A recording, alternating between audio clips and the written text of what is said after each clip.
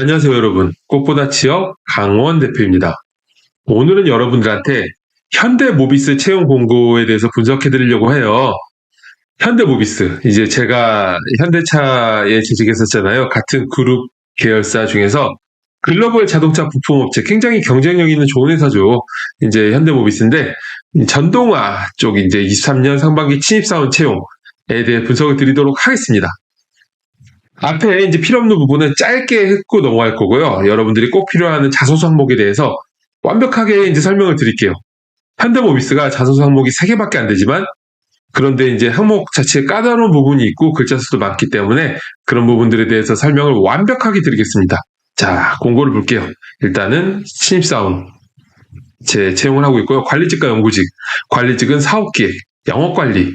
일단 문과가 될 수 있는 기업 직무가 많지는 않죠. 원가관리, 품질관리, 품질시험 생산관리가 있고 나머지 연구직들인데, 일단은 지원서 접수, 인적성 검사, 1차 면접, 2차 면접. 와, 작년에 저희 꽃보다 취업 학생이 문과 직무로 이제 모비스 전형을 딱 요맘때쯤 진행했던 것 같아요. 그래서 2차 면접까지 보고 면접 질문 같은 것도 다 이제 얘기를 해주고 했거든요.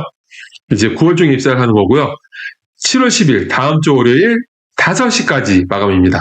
이때까지 꼭 지원하시고요. 자, 그러면 이제 바로 자소서 항목을 보도록 하겠습니다. 자소서 항목 두근두근 이번에 어떤 항목들이 여러분들을 기다리고 있을까? 자, 보겠습니다. 자소서 항목 나와라. 자소서 항목이 3가지밖에 안 돼요.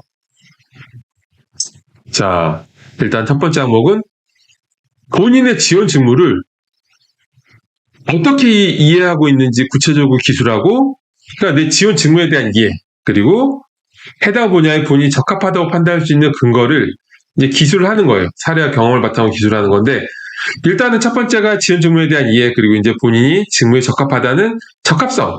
이 2가지를 듣는 거예요. 근데 이제 모비스가 항목 3가지가 다 천자씩 글자 제한이 있거든요. 그래서 이제 천자 제한이므로 본인의 지원 직무에 대한 이해와 본인이 적합하다고 판단할 수 있는 근거에 대한 사례와 경험을 바탕으로 한 항목, 이 2가지 항목을 각각 소제목으로 구분하는 게 이제 컴팩트한 기술이에요. 자, 사실은 사람이 채용 담당자 입장에서 500자로 기술한 항목은 요런 느낌이죠. 이제 항목에서 요런 느낌인데 한눈에 들어와요. 한눈에 쓱 읽어도 어떤 퀄리티인지 어떤 느낌인지 들어오는데, 이제 천자가 돼버리면 하나로 쭉 만들면 이렇게 되거든요. 사실상 하나의 묶음을 읽기가 부담스러워요. 저는 그래서 이제 천자 항목은 가능하다면 500자 2개를 붙여주는 게 맞다고 생각하고요. 그게 조금이라도 유리하다고 생각하고, 자, 그렇다면 일단은 본인의 지원 직무에 대한 이해를 먼저 기술해야 돼요. 각자 지원 직무에 대해서 일단은 직무에 대한 이해가 뭐가 있을까요? 일단은 나의 직무가 어떤 건지에 대해 기술하고, 그 직무가 얼마나 우리 모비스의 어떤 과제, 미션을 실현하는데 중요성이죠. 그리고 이제 구체적인 업무 내용을 이제 기술하면은 이게 지원 직무에 대한 이해가 되는 거예요. 그리고 이렇게만 적으면 재미가 없죠. 갈수록 이제 좀 무게감이 있어야 돼요. 그래서 이제 이렇게 직무에 대한 이해를 적어가면서 이제 뒷부분은 그러한 어떤 직무를 수행함으로써 모비스의 과제와 미션 수행 등에 구체적으로 어떤 도움이 된다라는 전개를 진행하면 효과적입니다. 이해되시죠? 자, 그리고 이제 해당 분야에 적합하다고 판단할 수 있는 그거. 사실 이런 항목은 굉장히 많이 나와요. 오늘 이제 설명 들으면 다른 자소 쓸 때도 도움이 많이 될 텐데, 내가 내 지원 직무에 적합하다고 판단할 수 있는 근거는 직무 수행에 필요한 역량을 작성하는 거거든요. 자, 일반적으로 직무 수행에 필요한 역량에는 2가지가 있어요. 첫 번째는 1차적으로 직무와 직접적으로 연관된 전문성이 있고요. 2차적으로는 추진력, 커뮤니케이션 능력 같은 이제 캐릭터적인 역량이 있어요. 이 2가지를 잘 버무리는 게 이제 여러분들이 직무 수행에 필요한 역량에 대해 기술하는 거거든요.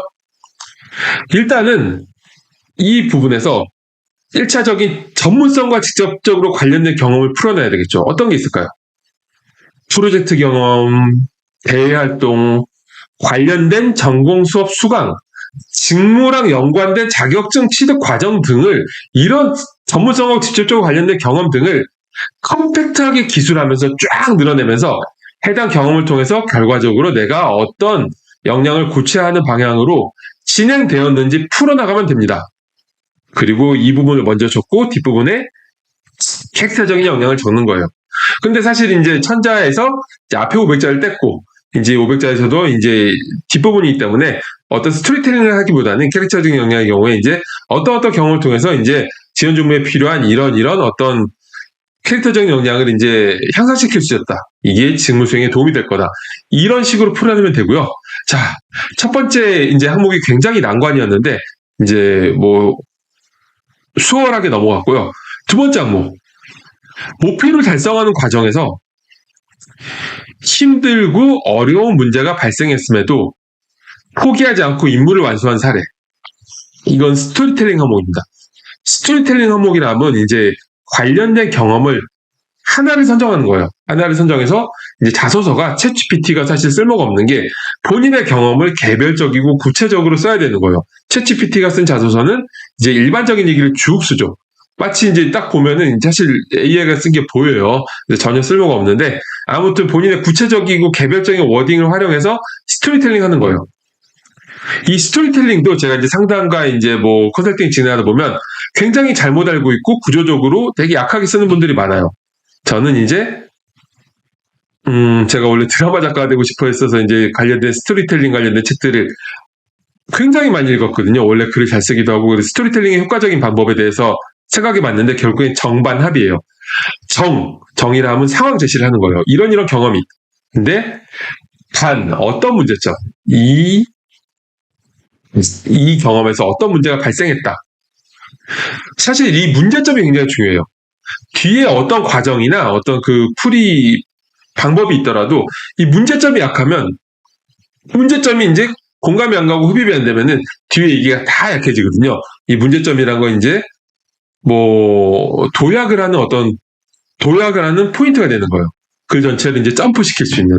그리고 문제점 후에 상황 제시, 문제점 후에 해당 문제를 겪으며 또는 극복하며 얻게 된 역량의 순으로 풀어내는 건데요. 특히 해당 과정 중에 이 문제를 해결하기 위한 과정 중에 본인이 수행했던 역할을 구체적으로 풀어내는 게 중요해요. 두루뭉실하고 추상적으로 아무나 쓸 수 있는 얘기를 갖고 풀어내면 안 돼요. 아무나 붙여낼 수 있는 얘기를 하면은 본인 자소가 아닌 게 되잖아요. 그렇죠? 다만 이제 항목마다 특징이 있는데 해당 항목의 경우에는 어려운 문제를 포기하지 않는 포기하고 싶지만 포기하지 않는 그런 터닝 포인트에서의 본인의 마음가짐이나 책임감 등의 포인트를 공감대가 쌓일 수 있도록 시험감정자가 공감할 수 있도록 적절하게 어필하는 것이 포인트입니다. 자, 세 번째 볼게요. 세 번째, 공동의 목표. 이것도 굉장히 일반적인 항목인데 공동의 목표를 달성하기 위해 사람들과 힘을 합쳐 노력했던 경험, 사실 이게 어떤 협업을 했던 경험, 뭐 갈등을 중재했던 경험, 그런 어떤 다양한 형태로 나오는데요. 이것도 사실 관련된 경험을 스토리텔링 하는 거잖아요. 스토리텔링의 효과적인 방법은 아까 말씀드렸듯이 상황 제시, 문제를 겪으며 이제 본인이 수행했던 역할과 깨달음 이렇게 적는 건데 다만 여기도 포인트가 있죠. 이런 항목에 포인트가 있어요. 이거 꼭 들으셔야 돼요. 대부분 학생들이 이거 다 놓치고 있어. 10명 중에 9명 이상이야. 10명 중에 9명 이상이니까 이상한데 10명 중에 9명 이상? 잠깐 0.6. 자, 100명 중에 최소한 이제 93, 4명 이상이 다 잘못 쓰고 있어. 그러니까 다 잘못 쓰니까 다 잘못 써도 합격을 하는 거야. 더 잘 쓰려면 어떻게 해야 되냐. 이런 해당 문항의 경우에는 보세요. 키워드가 있죠. 공동의 목표, 협업 등의 키워드가 제시되어 있는 걸 보면은 어필해야 될 역량이 뭘까요? 어필해야 될 역량은 분명하게 커뮤니케이션 능력이나 협상력 같은 걸 어필해야 되는 거예요. 그러니까 굳이 이런 항목을 만들었죠. 아니면 그냥 아무 항목이나 쓰라고 했겠죠. 자, 이런데 대부분 취준생들이 이런 항목을 봤을 때 그냥 이제 이런 갈등 상황이 있었는데 이런 어떤 상황이 있었는데 아이디어를 내서 이 아이디어를 가지고 문제 해결한 걸로 끝내버린 경우가 많아요. 그러면 사실 잘못 쓴 거죠. 100명 중에 94명 이상이 잘못 쓰니까 그냥 잘못 쓴 걸로 합격하는 거예요. 거기에 차별화되는 분명히 여러분들이 자소서를 만들 수 있는 포인트가 있는 거죠. 오히려 반대로 여러분들, 이 강의를 들은 여러분들한테는 훨씬 유리한 거예요. 해당 역량을 충분히 어필해서 고민해서 작성하기 바랍니다. 자, 사실상 그리고 현대모비스 정말 좋은 기업이거든요.